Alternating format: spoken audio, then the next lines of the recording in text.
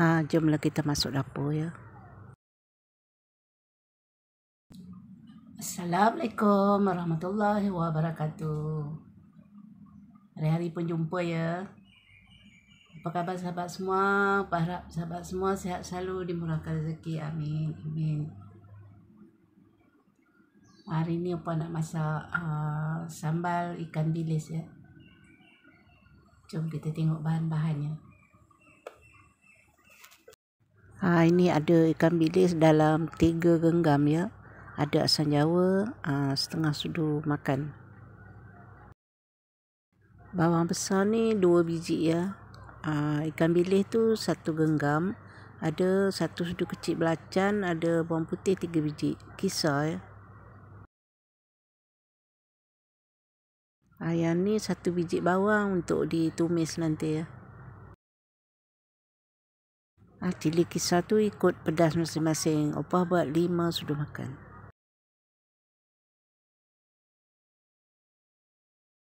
Jomlah kita mengisar ya. Masukkan bawang putih, bawang besar, itu ikan bilis dan belacan ya. Letak air sedikit.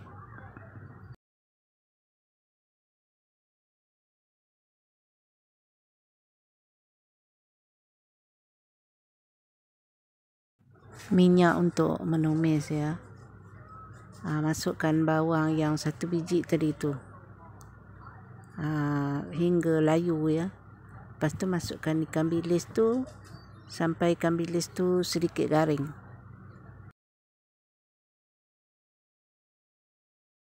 Bawang dan ikan bilis pun dah nampak garing ya. Masukkan bahan yang dikisar tadi tu.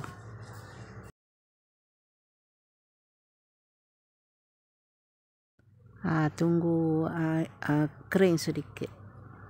Bila dah kering tu masukkan cili kisar ya. Letak air yang lebih bekas cili tadi tu.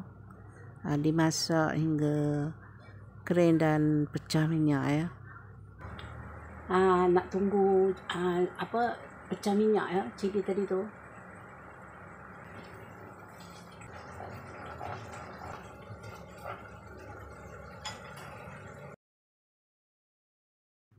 Dah pun pecah minyak ya.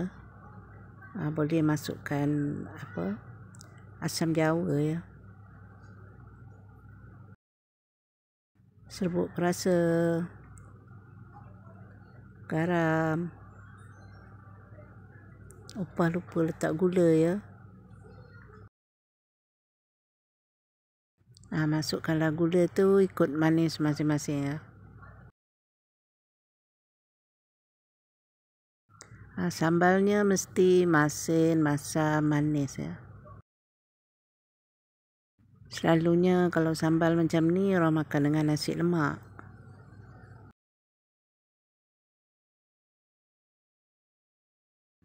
Dah pun siap. Tapi sambalnya tak perlu kering sangat ya, biar ada kuah sedikit.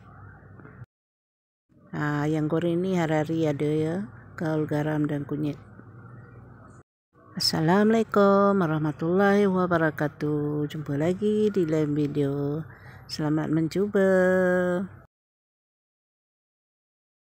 Opah suka makan hati ayam ya. Sedap goreng.